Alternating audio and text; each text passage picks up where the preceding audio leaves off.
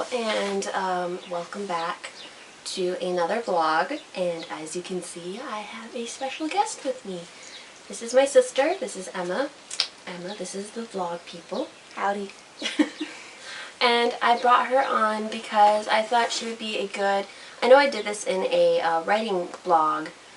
She kind of expressed her viewpoint and all that stuff. But I got such a positive review on that one. I thought I'd bring her on this episode of my vlogs. You know, kind of get her opinion on stuff. So, you know, welcome. Why don't you tell us what it's like having a sister with OMS, or being the younger sister?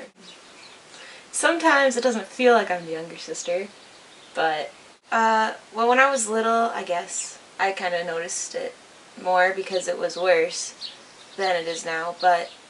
How many years apart are we? 5 years apart, so when I was born, you were 5 and you had it pretty rough, right, then? Or were you getting over it? I got it when I was 18 months old, so I was kind of at close to the end because I stopped everything when I was 7. So I had like 2 years left, so I was towards the end of it when you came along. Well, when I was little, I didn't really, it didn't affect me much because she would still be the teacher when we played school and boss me around and stuff. And, but I do remember going to, speech therapy and getting to go walk around this park and eat ice cream, which I thought was pretty awesome. I didn't really know, the real reason why we were there ever. They had ducks there. It was pretty entertaining for a 2-year-old. Yeah. Because I'd always be like, Mom, why are we here? She's like, well, Chloe needs help with her speech. And I thought that was really weird because I could speak fine and I was younger than her. But, you know. That was a great impression of Mom. Good Thanks. And I guess now that we're getting older, it's kind of I notice it more in little things, like counting money or going places with a lot of people, where I'll have to kind of be in the lead, pushing people around so we can get through.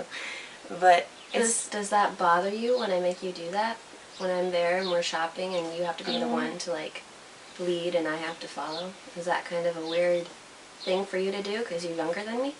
It bugged me when I first had to do it. The first few times we went places and I had to go, I was like, oh, come on, I'm supposed to be the younger one. She's supposed to be doing this.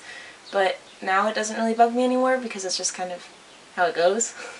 And I'm used to it, and I don't mind it, really, because if I have to push someone over so me and my sister can go through, they're going to get pushed over. Just saying. You have a load of confidence that I wish I could have. Yeah, well, it comes from all this talent. Ladies and gentlemen, my sister. When you were little, did you talk to Mom about it a lot? How did she explain it to you? They didn't.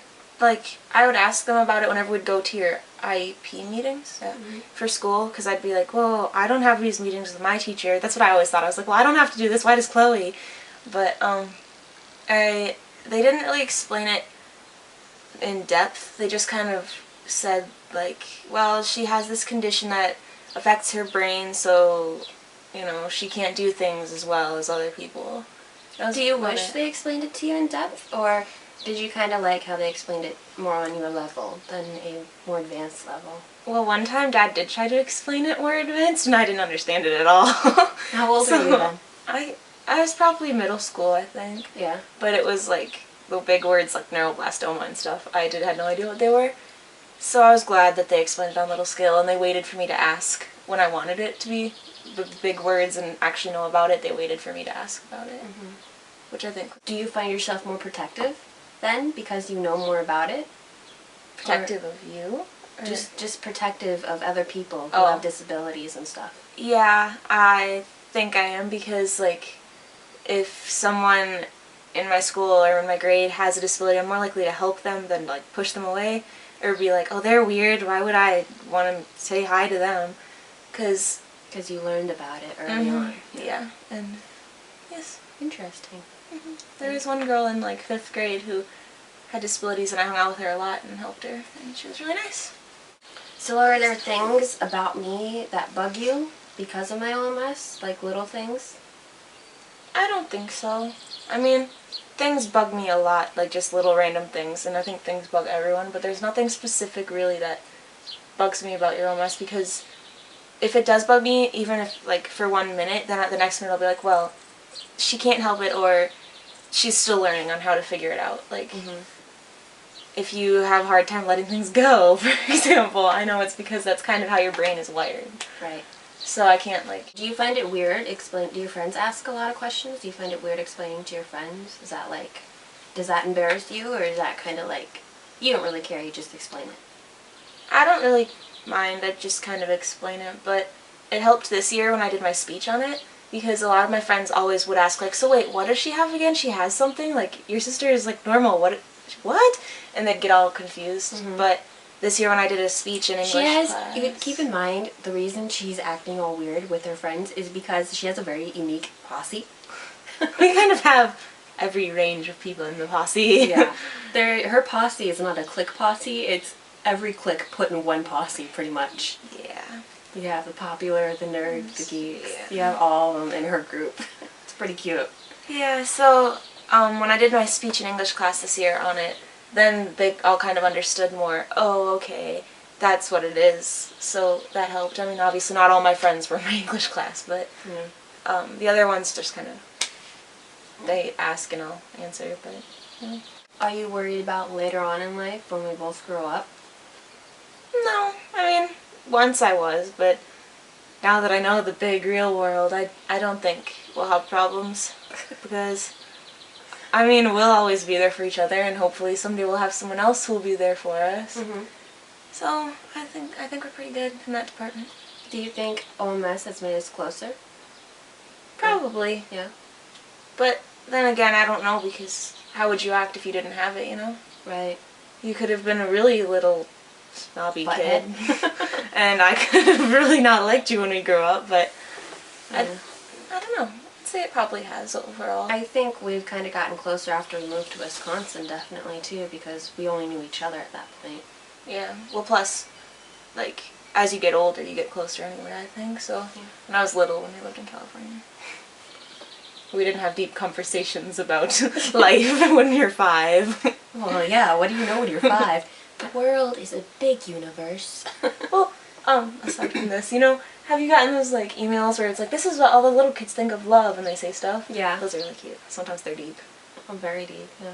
I think little kids are growing up too fast now, but, yeah, there you go. What's it like to be an older sister while you have OMS? It's weird because the younger sibling and the older sibling, they both have different roles, and those roles get portrayed everywhere. So sometimes it's one of those things where I sit there and think about, like, maybe I should act a certain way because I'm the older sister, but I'm not too worried about it. I mean, she tells me bluntly if she doesn't like something, so, I mean, it's not like I can't rely on her and read her mind, so, I mean, because she straight out says, that bugs me, stop it, so, you know, I mean, it's, the roles definitely get reversed sometimes, but I mean, other times mostly, I think I'm the older sister. I don't know. Yeah, I'd say so. Do you think when, like, we were younger, because you had OMS and I didn't, our parents, like, gave us each different attention spans and, like, treated us differently, or do you think they gave us more time, one of us than the other? I think in the aspect of treating us differently, they definitely treated you as the little kid and me as the older kid. I think simply because at that point when you were born, I needed to start to learn that I wasn't going to be the only child anymore, and I needed to learn how to share and all that stuff. But I definitely think when it came to my OMS, they treated me differently, like with certain things, because I can kind of remember when I would hang out with my friends and I would say something, and it would wind up being something like inappropriate, or like something a 5-year-old would say that most 5-year-olds wouldn't get away with. Like, I don't know, back talking would be a good example. I could kind of get away with that because my mom knew that I was sick. But if you talked back to her, she would definitely tell you off and tell you not to do that. And I think because at that point you were kind of the smart one who knew better, and I was kind of more of the 5-year-old in a 3-year-old's like brain at that point, because I was still so sick and I just didn't feel good and I didn't really have the social skills yet. But I think when it comes like now, I don't think she treats us differently at all. I think we both get treated the exact same. Unless it comes to certain things like going to the store and I want to go get something, she'll make Emma come with me just because she knows I'm extremely uncomfortable being alone in the store by myself. But in my defense, there are some unique people at this store that I'm just uncomfortable being around. And so, you know, I take her with me because if something happens, she can put her kung fu skills on and kick the crap out of somebody. So, yeah. Hidden talent of mine. Yeah. She's like the kung fu panda. She just brings it all out and stuff. So, I mean, I think there's certain little things that she does treat us differently in because of my own mess, but I think, you know, it's social skill wise and like hanging out with other people and stuff, I think she treats us the exact same now that I'm older. I'd say when we were little too, I don't think they spent more time with one of us once I came along, obviously, but I remember when they brought you home and I thought they did. They were like, we have this like huge dining room table and it's really cool because underneath it, it's like, there's like these circle things that I used to play on and stuff and drive little cars around on it. And I remember hiding underneath it and like fake crying. You know how little kids fake cry. And Mom came over with Emma like holding her in her arms and she looks underneath the table and she goes, "Chloe, why are you crying?" I was like, "You're spending more time with Emma. You don't love me anymore." And I did not like it. I wanted them to take Emma back because it was just not fun anymore. And so I think the way she consoled me was, "I'll play with you after Emma goes to sleep." And I was fine like that. I mean, that was it. That's all I wanted. It was fine. yeah, I accepted her ever since then. just gotta wait till I go to sleep and then they party in the house. Yeah. So, you know. Yeah. Continue your story. I didn't have one. I was just saying, we were pretty divided equally with attention when we were little. Most of the time because we were pretty, like, attached to our parents and to each other. We didn't like being apart a whole lot, I'd say. Because we lived in California and we would get all these scary stories from our mom and dad going, "Oh, there was a burglar who kidnapped this little girl because they went to this dark black truck because they were looking for a puppy. Don't ever do that. Run away." And so we would just like, we're like That's not the story I got. I was like 7 and she was like, what, 2 or 3? And I'm sitting there going, "Oh, I'm never leaving your side again." Yeah. So, I mean, it was, and plus I'm shy anyway because of my own mess, and I say silly things because I have no filter in my head that says, "Don't say that, that's a stupid thing to say." And so I'm just like clinging on for dear life. "Don't ever leave me, I don't want to be kidnapped." So, I mean, of course we'd like clinged on to each other. Yeah.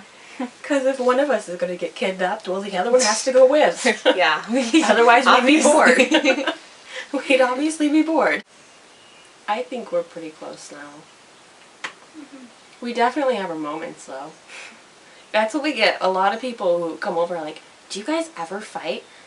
We look at them and we're like, "Oh, we have our moments." Yeah. For sure. Just, they're not as frequent as our non-moments. Yeah, I mean, I don't like to waste time fighting, personally. Well, yeah, that's kind of how I think about it because, you know, I want to spend good memories because I never know how long anybody has anyway. Yes. So you want to spend all those good memories, and so when we fight, it's almost like a bipolar fight, if you want to put it that way. It's like, "You're so mean, why did you do that?" And then 20 seconds later, it's like, "You want to go play badminton?" Yeah, pretty much. It's like a kindergarten fight, basically. "I'm not your friend. I am your friend. I'm not your friend." And so I think I do that because I don't want to like waste bad memories. Because then I feel like I've wasted a whole day fighting about a stupid little thing. So, I mean, there you go. There's my sister's view. And if you like this, you know, let me know and maybe we'll get her back next month or something. Maybe. Here's our little interview with Emma and how she feels being a sister to another person with OMS. We're very chill people. We may come across as one of those people that are like, "Whoa, dude." That's kind of how I feel like we're like giving it to them. Yeah. So, I mean, Especially since it's not sunny today. it is. I don't know if it's sunny wherever you're watching, but it's not sunny here. Yeah. And then I'm always tired on some non-sunny days. You just want to sleep. It's just one of those days where you just want to sleep. Yeah. All right. Well, you know, maybe we'll be a little more hyped up next time. But I think it's just a matter of getting comfortable with the camera. It's weird, like staring at it like I am now. Yeah, It's well, just it'll weird. come across really cool when you watch it on a YouTube video because it looks like we're looking at you, but in reality we're not. I We're mean, staring at a little camera. yeah, with like a little hole, and then it's on a tripod. Technically talking to no one. Oh, that's a weird It's a thing weird to think about. concept to think. Yeah, I don't want to think too hard about it. You should have like an extra bonus video this week of just our random talk that we do like that. Like right now. Yeah, how we're just talking about the camera. Like behind the scenes kind of a thing.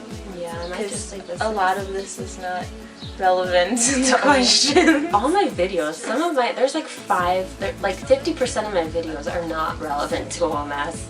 They're like, my hair is not dry, I'm not wearing makeup. What time is it? I don't know, but we should go take cherries. I have to eat still. Me too, I haven't eaten. Maybe we can make Dad pick up like fast food on the way. Or can I leftover sauce? Oh, I don't want leftover sausage rolls. I had those I yesterday. do. I And still if you don't eat think- them, You can have it. I still think it looks like fast food. Yeah. Alright, we're gonna go now. Bye. adios.